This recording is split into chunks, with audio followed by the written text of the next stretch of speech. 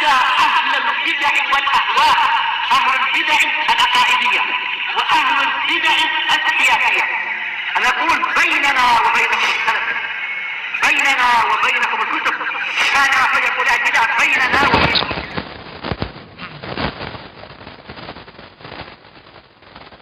Bismillahirrahmanirrahim.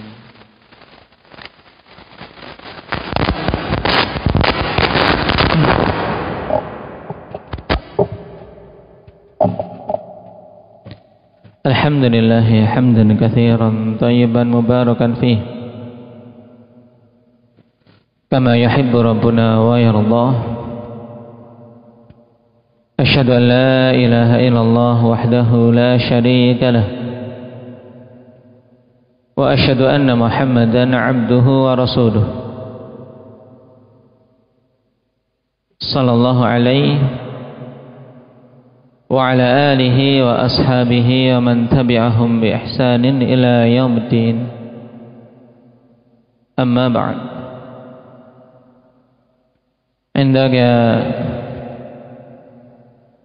Abdul Hafidh, para muallifun, para pengarang, mereka mengawali kitab-kitab mereka dengan basmalah. Karena beberapa hal, apa saja itu? Yang pertama untuk mencontoh kitabullah. Yang kedua, ittiba terhadap Rasulullah sallallahu alaihi wasallam. Yang ketiga,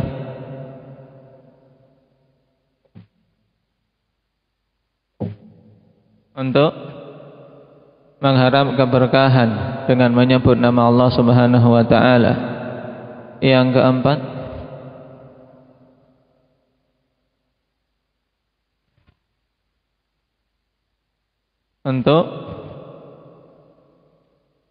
yang keempat apa?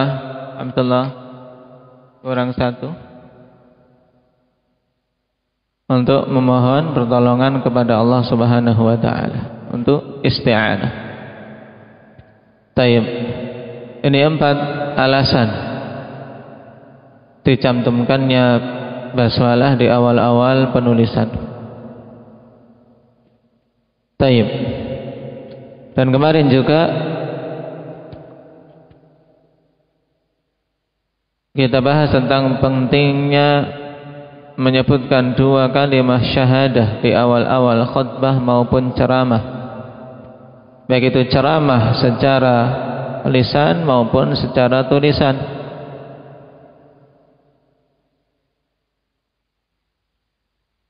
Tayyib.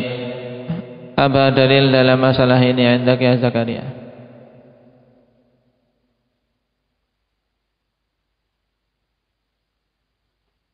Kullu khutbatin laysa fiha tasyahhud fahiya kalyatil jadma. Hadis apa? Hadis Abi Hurairah dalam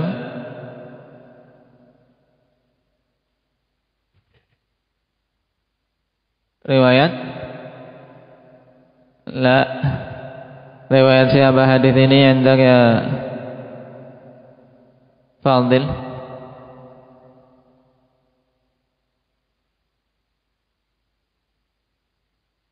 Beliau mensahihkan, Imam Al-Albani rahimahullahu ta'ala mensahihkannya dalam As-Sahihah.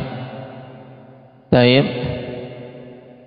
Tapi perawi hadis ini yang mengeluarkan hadis ini di antara para ulama al-hadis siapa? Ahmad, Abu Dawud atau siapa? Atau Bukhari atau Muslim? Siapa kemarin Indak ya Hudzaifah? Abu Dawud di antaranya. Taib. Hadis Abi Hurairah dikeluarkan oleh Imam Abu Dawud dengan sanad yang disahihkan oleh Syekh Albani rahimahullahu taala. Juga Syekh Al-Wadi'i, Syekh Muqbil dalam As-Sahihul Musnad. Kullu khutbatin laisa fiha tasyahhud fahiya kal yadil jadma. Dan telah kita baca faidah bagus dari Imam Al-Albani rahimahullah ta'ala, di mana beliau tegaskan bahwasanya kemungkinan besar tercabutnya kebaikan, tercabutnya barakah pada pelajaran-pelajaran di madrasah-madrasah dikarenakan tidak diawali dengan tasyahud. Coba kita mengambil tentang pengertian ilmu itu apa hakikatnya. Indak ya syukran. Apa itu ilmu?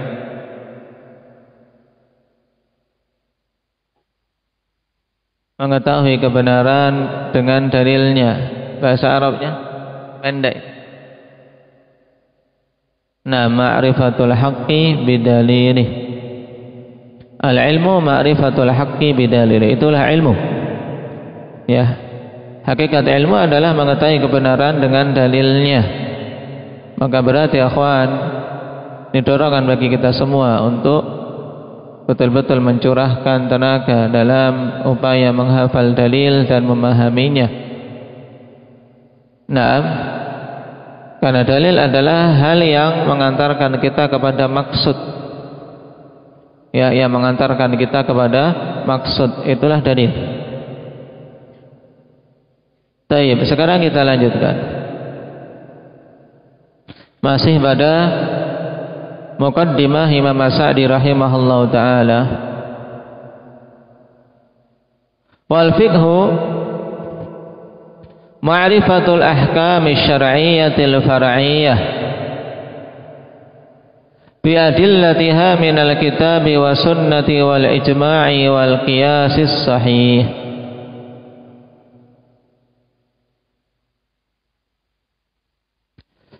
Adapun fikih pengertiannya yaitu ma'rifatul ahkam syar'iyyatil far'iyyah, yaitu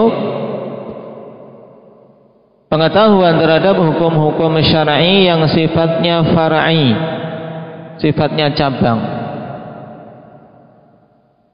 Perhatikan dalam catatan kaki. Al-ahkamul far'iyyah hiyal ahkamul amaliyah allati la tata'allaqu bil i'tiqad. Yang dimaksudkan oleh beliau dengan ahkam far'iyah adalah hukum-hukum amaliyah, hukum-hukum yang sifatnya amali, yang tidak terkaitkan dengan akidah. Wa kharaja bihadzal qaidi al-ahkamul usuliyah, dan keluar dari batasan ini dengan batasan al-far'iyah, yaitu hukum-hukum usul. Ya, hukum-hukum terkait akidah. Wa tusammal kutub allati tatanawaluha kutubul aqidah au usuluddin wa nahwi dzalik. Dan kitab-kitab yang membahas tentang ahkam usuliyah atau ahkam i'tiqadiyah itu adalah kitab-kitab akidah atau dikenal dengan usuluddin dan yang semisalnya. Ini maksud dari beliau rahimahullah ta'ala dengan menyatakan istilah al-far'iyah di sini. Walaupun akhwanifillah, ungkapan dengan al-far'iyah ini dikritisi sebenarnya. Dan di sana ada ungkapan yang lebih bagus. Nah, ungkapan yang lebih bagus yang terbebas dari kritikan.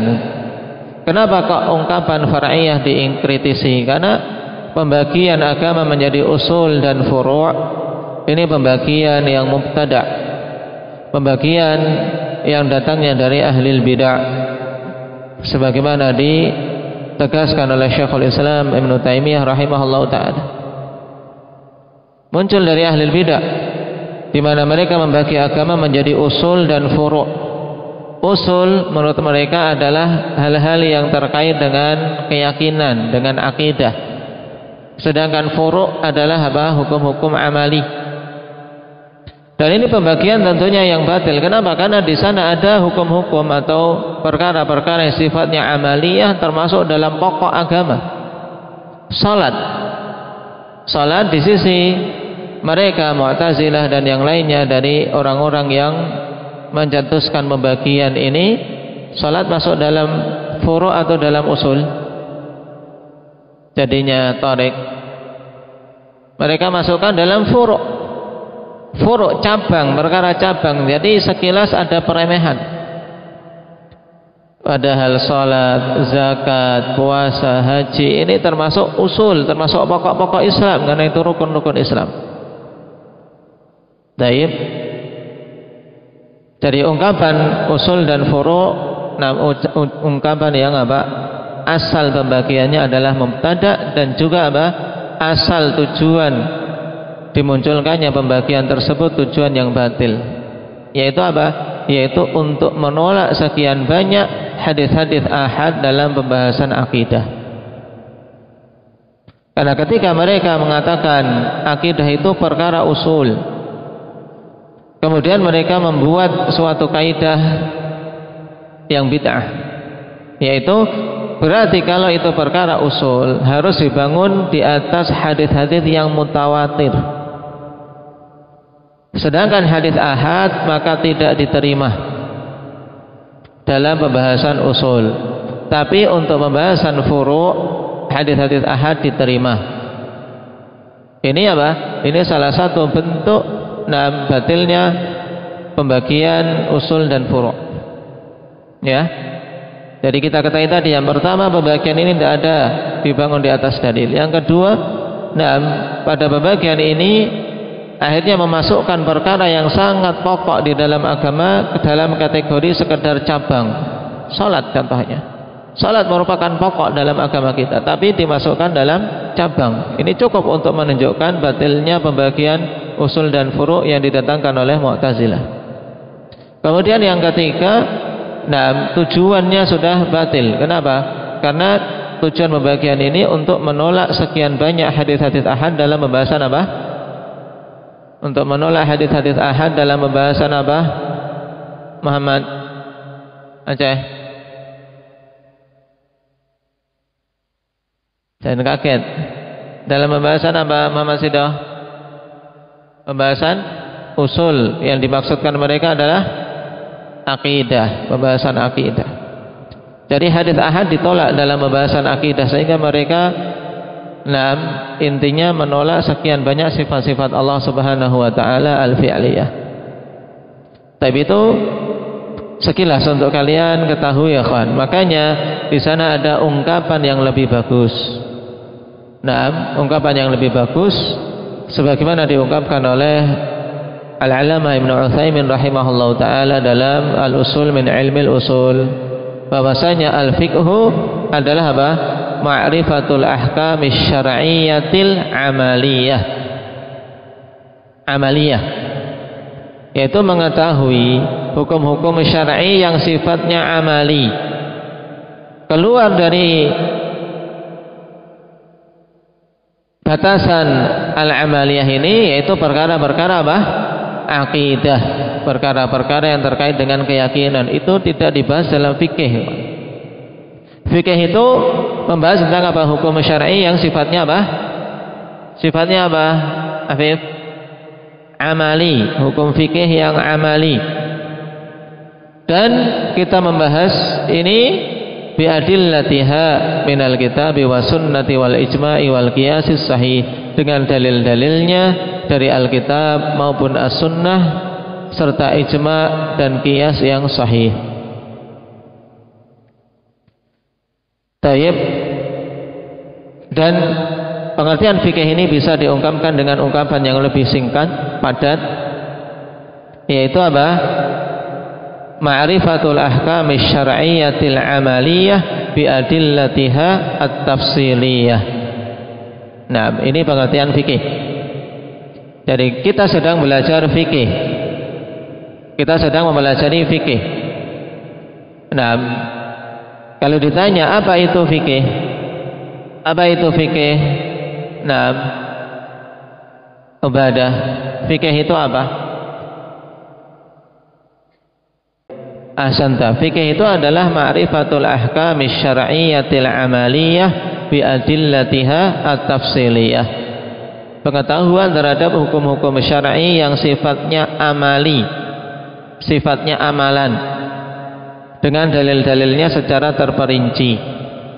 Nah, hukum-hukum syar'i yang sifatnya amalan ini berarti kita dalam fikih tidak membahas tentang perkara apa? Perkara yang sifatnya keyakinan. Kenapa? Karena pembahasan tentang hukum-hukum syar'i yang sifatnya keyakinan ini dibahas dalam kitab-kitab apa? Ukasyah? Kitab-kitab istilah yang lebih bagus. Memang mereka katakan kitab-kitab usul, tapi yang dimaksud kitab apa? Kitab aqidah. Dalam kitab-kitab aqidah. Kemudian biadillatiha tafsiliyah, ini yang dirinci oleh Imam As-Sa'di di sini dengan dalil-dalilnya secara terperinci.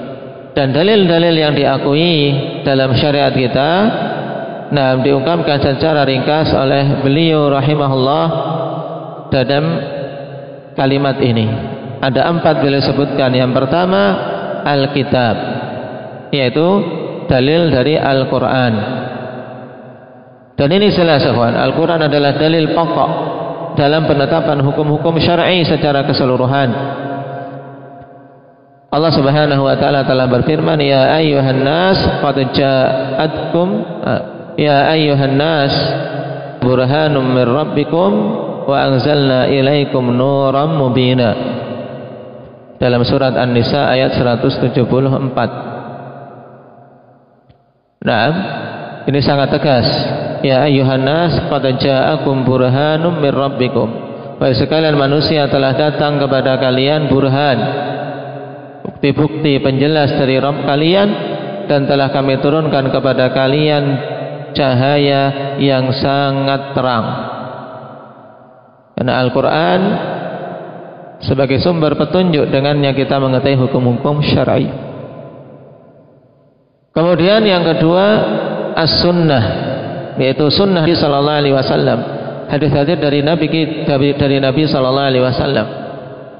Itu juga sebagai sumber dalil, sumber pengambilan hukum. Karena Rasulullah sallallahu alaihi wasallam berucap dengan wahyu. Dalilnya apa? Indak Muhammad Siddiq. Nah, di surat An-Najm, wa ma yantiqu 'anil hawa in huwa illa wahyun yuha. Naam. Kemudian juga Allah perintahkan kepada kita semua untuk mengambil segala sesuatu yang datang dari Rasul sallallahu alaihi wasallam, menunjukkan bahwasanya itu adalah apa? Adalah landasan, adalah sumber hukum semua yang datang dari Nabi sallallahu alaihi wasallam. Dalam surat Al-Hasyr bagaimana ayatnya?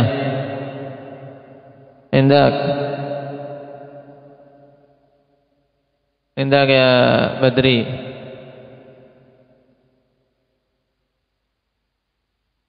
Terus, nah, wa ma ataakumur rasulu fakhudhuhu wa ma nahakum anhu fantahu. Naam, nanti kalian tambahkan itu. Baik. Dan dalam as-sunnah Rasulullah sallallahu alaihi wasallam telah tegaskan sebagaimana pada hadis Miqdam bin Ma'di Karib yang dikeluarkan oleh Imam Ahmad dengan sanad yang sahih. Rasulullah sallallahu alaihi wasallam mengatakan, ala inni utitul kitaba wa mithlahu ma'ah. Ala inni utitul kitaba wa mithlahu ma'ah. Ketahuilah bahwasanya sungguh aku telah diberi Alkitab, yaitu apa? Al-Quran. Wa mithlahu ma'ah. Wa mithlahu ma'ah dikatakan oleh Syekhul Islam Ibnu Taimiyah, maksudnya adalah as-sunnah, dan yang semisal bersamanya, maksudnya yang sama-sama juga wahyu untuk menjelaskan Al-Quran, yaitu sunnah.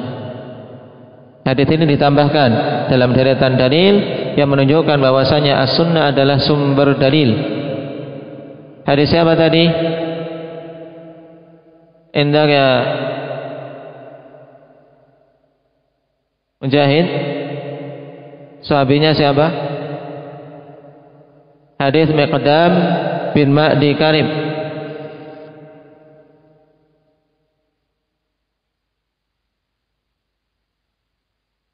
Nah, hadis Miqdam bin Ma'di Karib dalam Musnad Ahmad dengan sanad yang sahih. Ala inni utitul kitaba wa mithlahu ma'ah. Ketahuilah bahwasanya aku telah diberi Alkitab dan yang semisal dengannya. Syekhul Islam mengatakan wa mithlahu ma'ah, yakni as-sunnah, sebagaimana dalam Majmu' Fatawa beliau bahwasanya yang semisal bersama dengan Al-Quran itu adalah as-sunnah. Adapun ijma', maka ijma' juga merupakan dalil dalam syariat kita yang dibangun di atasnya hukum. Yang hakikat ijma' tersebut apa? Secara ringkas akhwan, yang dimaksud dengan ijma' adalah ittifaqu mujtahidi asrin minal usur min ummati Muhammadin sallallahu alaihi wasallam ba'da wafatihi ala amrin dini. Yang dimaksud dengan ijma' adalah apa? Ittifaqu mujtahidi asrin minal usur, kesepakatan ahli ijtihad pada suatu zaman dari zaman-zaman yang ada, min ummati Muhammadin sallallahu alaihi wasallam, dari kalangan umat Muhammad,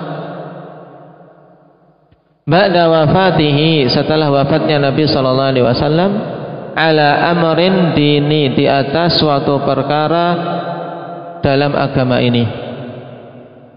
Inilah hakikat ijma'. Berarti secara ringkasnya yang dimaksud dengan ijma' adalah apa? Kesepakatan ahli ijtihad pada suatu zaman dari kalangan umat Muhammad sallallahu alaihi wasallam setelah wafatnya beliau, naam, atas suatu perkara dalam perkara-perkara agama ini. Ya, kesepakatan atas suatu perkara dalam agama ini yang disepakati oleh ulama ahli ijtihad pada suatu zaman dari kalangan umat Muhammad setelah wafatnya Nabi sallallahu alaihi wasallam. Ini pengertian ijma', ikhwan. Dan insyaallah taala secara lebih terperinci dan untuk niqash, pengertian-pengertian lain yang dibawakan oleh para ulama, pembahasannya dalam kitab Ushulul Fiqh. Tapi antum pahami ini dulu, ijma' itu hakikatnya tadi. Ya, berarti apa? Ijma' adalah suatu kesepakatan pada suatu perkara dalam perkara-perkara agama ini yang bersepakat siapa? Apakah orang-orang biasa atau siapa yang bersepakat yang ijma'nya diakui? Siapa yang bersepakat ini? Indaki Hamzah. Ulama ahli ijtihad. Ulama ahli ijtihad dari kalangan umat Muhammad. Taib, setelah wafatnya Nabi sallallahu alaihi wasallam. Kenapa kok butuh ada penjelasan setelah wafatnya Nabi? Karena kalau sebelum wafatnya Nabi itu dalil yang menjadi landasan adalah apa? Kalau Nabi masih ada berarti itu sunnah, ya kan? Kalau Nabi masih hidup maka itu adalah sunnah, tidak perlu kita katakan ijma'. Jadi ijma' itu apa? Pada masa setelah wafatnya Nabi sallallahu alaihi wasallam. Dalil bahwasanya ijma' itu sebagai sumber hukum adalah ayat yang ke-115 dari surat An-Nisa. Ayat ini penting. Nah, karena hasil dari apa? Hasil dari istimbat yang mendalam dari seorang imam ketika ditanya oleh seseorang, yaitu Imam Syafi'i rahimahullahu ta'ala. Kawan, suatu saat datang seseorang mengatakan bahwasanya sumber hukum kalian apa? Al-Quran, As-Sunnah, dan Ijma'. Maka ditanya, apa dalil Ijma' itu sebagai sumber hukum? Dari Al-Quran. Jadi dia menuntut dalil dari Al-Quran. Maka Imam Syafi'i rahimahullahu ta'ala seketika itu terdiam, kemudian meminta untuk apa? Untuk diberi tangguhkan beberapa hari, ya, beberapa waktu. Akhirnya beliau kemudian apa? Membaca Al-Quran dari awal sampai akhir. Naam. Tayyib, beliau baca perlu berpikir untuk apa? Untuk mencari dalil dari Al-Quran bahwasanya ijma itu adalah apa? Sumber hukum. Kemudian beliau mendapati ayat ini. Nah, maka dipegang erat-erat, yaitu qaulullah tabaraka wa ta'ala wa may yushaqiqir rasul min ba'di ma tabayyana lahul huda wa yattabi' ghayra sabilil mu'minin nuwallihi ma tawalla wa nusrihi jahannam wa sa'at masira. Nanti antum bisa tulis dari mushaf ayat yang ke-115 dari surat An-Nisa. Siapa saja yang menyelisih Rasul setelah jelas baginya petunjuk dan dia mengikuti jalan selain kaum mukminin, maka akan kami biarkan kemana dia berpaling, dibiarkan di atas kesesatan terus. Nah, kemudian kami masukkan dia ke dalam neraka jahanam di hari kiamat, dan itu seburuk-buruk tempat kembali. Pendalilannya pada ayat wa yattabi' ghayra sabilil mu'minin, mengikuti jalan selain kaum mukminin. Ini menunjukkan bahwasanya kaum mukminin apabila bersepakat pada suatu jalan, pada suatu perkara, berarti wajib untuk apa? Untuk diikuti. Paham? Ini dalil bahwasanya ijma' itu merupakan sumber hukum. Adapun dari as-sunnah, Rasul sallallahu alaihi wasallam telah tegaskan dalam hadits Ibnu Abbas yang dikeluarkan oleh Imam Al-Hakim. Ibnu Abbas dalam riwayat Al-Hakim yang disahihkan oleh dua imam abad ini, yaitu Syekh Albani dan Syekh Muqbil rahimahumullah, di mana Rasul sallallahu alaihi wasallam mengatakan la yajma'ullahu ummati ala dhalalatin abada. La yajma'ullahu ummati ala dhalalatin abada. Allah tidak akan mengumpulkan umatku di atas kesesatan selama-lamanya. Dalam sebagian lafaz yang lebih masyhur, yaitu la tajtami'u ummati ala dhalalah. Umatku tidak akan bersepakat di atas suatu kesesatan. Berarti kapan saja umat ini telah bersepakat pada suatu hal, menunjukkan itu adalah perkara yang hak. Paham? Taib. Sumber hukum yang keempat adalah al-qiyasus sahih. Nah, qiyas yang benar. Taib. Beliau ungkapkan di sini dengan wal qiyasus sahih. Ya, qiyas yang sahih untuk mengeluarkan qiyas yang batil. Nah, karena apa? Karena banyak sekali kias-kias dibawakan oleh manusia, kawan. Tapi sayangnya kias tersebut kias yang batil, kias yang tertolak, sehingga tidak boleh dibangun hukum di atasnya. Adapun kias yang sahih maksudnya adalah ilhaqu far'in bi aslin fi hukmin li'illatin jami'atin bainahuma.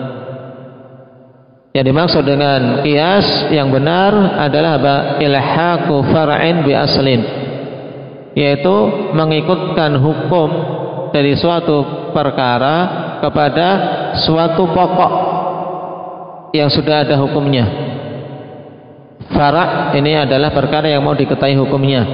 Asal adalah suatu perkara yang telah tetap hukumnya baik dari Al-Quran maupun As-Sunnah atau Ijma'. Nah, di sana ada perkara yang belum diketahui hukumnya, maka diikutkan. Nah, perkara ini kepada perkara pokok tadi, nah, pada suatu hukum fi hukmin li'illatin jami'atin bainahuma, disebabkan karena adanya illah yang sama di antara keduanya. Untuk sementara antum cukup mengetahui pengertian ini, karena pembahasan qiyas panjang, ikhwan. Dalam kitab Ushulul Fiqh, di antara pembahasan yang panjang, nah, pembahasan qiyas, dan menjemukan karena terlalu banyak tafri'at, terlalu banyak pembagian-pembagian. Ya, sebenarnya kalau seseorang melihat perselisihan apakah qiyas itu bisa dijadikan sebagai sumber hukum atau tidak, Itu sekilas sifatnya lafzi. Kenapa? Karena yang mengatakan qiyas tidak bisa dijadikan sumber hukum, maksudnya apa? Bahwasanya semua perkara sebenarnya sudah diterangkan, ada dalilnya, tinggal bagaimana kita mengkait-kaitkannya. Yaitu apa? Mengambil pendalilan yang benar dari suatu dalil. Adapun yang berpendapat dengan qiyas, bahwasanya qiyas yang sahih bisa menjadi sumber hukum, itu ketika tidak didapati dalil dari Al-Quran dan Sunnah yang sharih terkait hukum itu. Ya, terkait hukum itu. Taib. Dan qiyas di sisi jumhurul ulama termasuk hujjah, termasuk sebagai hujjah yang bisa dibangun di atasnya hukum apabila terpenuhi syarat-syaratnya. Cuman pembahasan syarat-syarat qiyas yang sahih ini panjang. Panjang. Dan kita tidak perlu bertele-tele dalam membahasnya. Cukup di sini kita tahu seandainya qiyas itu adalah qiyas sahih, maka tidak akan mungkin bertentangan dengan dalil. Itu intinya.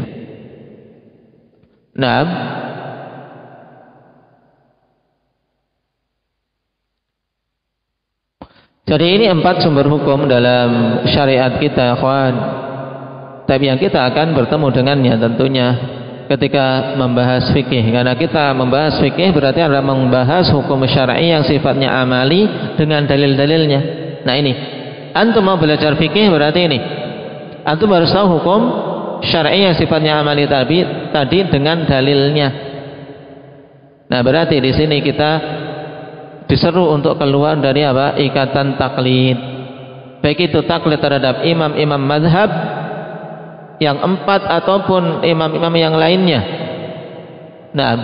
Kenapa? Karena para imam itu sendiri juga, baik Imam Syafi'i, Imam Ahmad, Imam Malik, Imam Abu Hanifah, Tayyib Al-Auza'i, Al-Thawri dan yang lainnya dari para imam yang pendapat-pendapat mereka dalam pembahasan fikih senantiasa tercantum dalam kitab-kitab mereka. Tidak ada satupun yang kemudian menyeru manusia untuk secara totalitas mengikuti pendapat mereka. Tidak ada. Bahkan mereka menyeru untuk mengikuti dalil. Menyeru untuk mengikuti dalil. Taib. Dan kita butuh dengan dengan pendapat-pendapat mereka untuk dengannya kita memahami dalil. Dalam artian isti'anah, kita jadikan sebagai bantuan untuk kita dalam mengambil istinbat, memahami dalil, memahami suatu permasalahan. Nah mereka orang-orang yang Allah Subhanahu wa ta'ala berikan kedalaman dan keluasan ilmu. Sehingga kalau mau belajar fikih, ini yang akan kita belajar, yaitu mengetahui hukum-hukum yang sifatnya amali, hukum-hukum syar'i. Kemudian dengan dalilnya. Maka berarti setiap kita ketemu hukum, ini halal, ini haram, ini makruh, ini wajib, ini sunnah, dalam benak kita, ikhwan, munculkan pertanyaan apa dalilnya? Dalil masalah ini apa sih? Kemudian setelah kita mendapati dalilnya, pegang erat-erat, dihafal, dikumpulkan di dalam benak kita. Bi'idznillah tabaraka wa ta'ala, ketika seorang pelajar fikih demikian akan mendapati faedah yang banyak, ikhwan, dalam ilmu yang yang sangat penting ini. Qala rahimahullah wa aqtasiru 'ala al-adillatil masyhurah khaufan min at-tatwil. Dan dalam kitab ini aku mencukupkan dengan menyebutkan dalil-dalil yang masyhur karena khawatir terlalu panjang. Padahal tujuan utama Imam As-Sa'di mengarang kitab ini adalah untuk mengikhtisar, untuk meringkas dan memudahkan bagi para talabah. Qala wa idza kanatil mas'alatu khilafiyatan iktasartu 'ala al-qauli alladhi tarajjaha 'indi tab'an lil adillati syar'iyyah.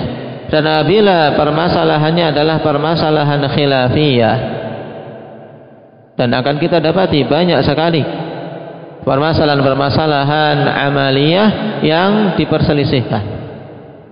Nah, ketika permasalahan itu khilafiyah, maka aku akan mencukupkan dengan pendapat yang paling rajih di sisiku. pendapat yang kuat di sisiku. Taba'an lil adillati syar'iyyah, karena semata-mata mengikuti dalil-dalil yang syar'i, bukan karena mengikuti imam madhab, ya, bukan karena mengikuti imam madhab, tapi mengikuti dalil yang syar'i. Dan ini untuk meringkas jalan bagi para thalabah sehingga tidak tidak rancu dan tidak semerawut dalam benak mereka, tidak kacau. Karena kalau terlalu banyak kita membahas pendapat pertama, pendapat kedua, pendapat ketiga, yang rajih ini, akhirnya malah bingung yang rajih tadi mana sih ya, lupa dia. Maka kita dalam pembahasan ini kita mencukupkan yang rajih dulu dengan dalilnya. Kemudian apabila memang khilafnya kuat, insya Allah akan kita sebutkan khilaf untuk kita tahu bahwasanya di sana ada pendapat lain yang menyelisih pendapat yang rajih tersebut, sehingga nanti ketika ketemu ada pihak yang merajihkan pendapat yang lemah ini, kita bisa tahu bahwasanya memang di sana ada pendapat lain. Baik, perhatikan catatan kaki.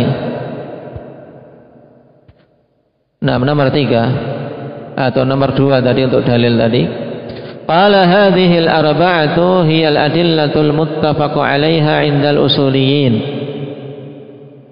Keempat perkara ini adalah dalil-dalil yang disepakati di sisi ulama usul fikih. Apa itu 4 dalil yang dimaksud? Apa yang dimaksud? Indak Hamzah. Hadhil arba'ah, 4 perkara ini adalah dalil-dalil yang disepakati. Apa maksudnya yang 4 ini? Alkitab, as-sunnah, ijma' dan qiyas yang sahih, ya. Al-Quran, as-sunnah, ijma' dan qiyas yang sahih. Ini disepakati oleh ulama usul. Naam, wa hunaka adillatun ukhra mukhtalafun fi hukmi istimdadil ahkami syar'iyyati minha. Dan di sana ada dalil-dalil yang lain yang diperselisihkan tentang hukum menarik hukum-hukum syar'i darinya. Apakah bisa dijadikan dalil atau tidak? Di sana ada yang diperselisihkan. Kaqauli sahabi, seperti misalnya perkataan sahabi itu jadi dalil atau bukan.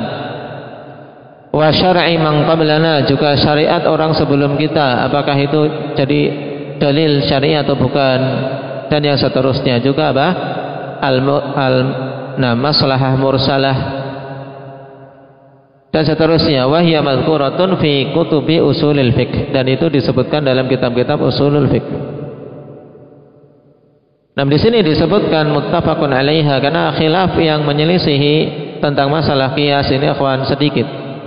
Di antara madhab yang sangat keras membenci qiyas atau mengingkari qiyas yang dinamakan dengan madhab zahiriyah. Madhab zahiri. Oleh karena itulah lebih bagus kita katakan bahwasanya 4 dalil ini adalah dalil yang disepakati di sisi jumhur ulama. Di sisi jumhur ulama. Kenapa? Karena di sana ada yang menyelisih, yang tidak menerima qiyas. Siapa itu yang tidak menerima qiyas? Madhab Zahiriyah. Di antara tokohnya adalah Dawud Az-Zahiri, demikian pula Ibnu Hazm Az-Zahiri rahimahullah.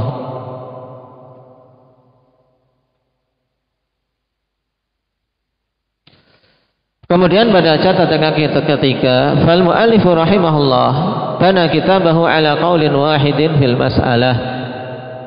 Dan pengarang rahimahullah ta'ala membangun kitabnya di atas satu pendapat pada suatu permasalahan. Nah, mencukupkan dengan satu pendapat saja yang paling kuat di sisi beliau. Tayyib, wasirtu ana fi syarah ala ma sara alai, dan aku akan berjalan dalam syarah sesuai dengan apa yang beliau tempuh. Nah, yaitu apa? Mencukupkan dengan pendapat pertama dan memperjelasnya saja. Falam azkur khilafal fuqaha illa fi masail ma'dudah. Aku tidak akan menyebutkan khilaf para fuqaha kecuali pada permasalahan-permasalahan yang bisa dihitung. Ya, permasalahan-permasalahan yang sedikit. Kenapa? Li daruratin iqtadat dzalik, karena adanya suatu kedaruratan yang menuntut demikian.